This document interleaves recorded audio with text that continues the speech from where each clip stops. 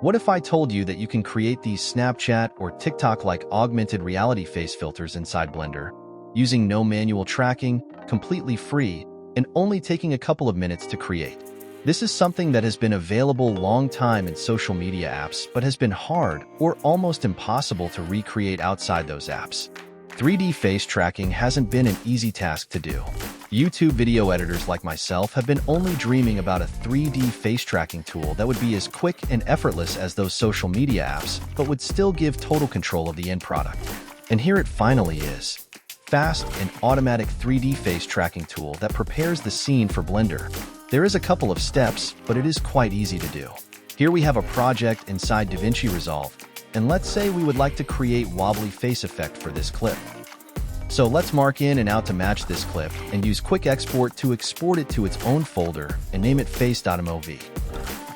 Then we need to copy the files from the template folder to this new folder. For the tracking, we will need to open command line interface, but don't worry. We don't need to write a single letter of code or anything scary like that.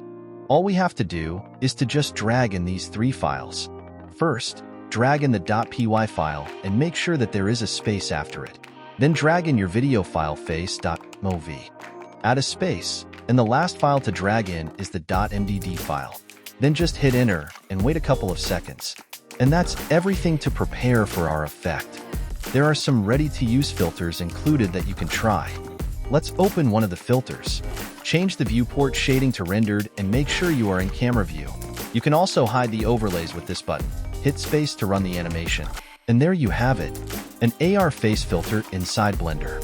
No manual tracking needed and fully customizable, making it the perfect starting point for any AR-style face effects. If you are happy with the effect, you can render the animation and add it back to the Resolve. I'll create a step-by-step guide on how to install and use this tool. So if you are interested in crazy stuff like this, you should subscribe to this channel and share this video with your video editing buddies.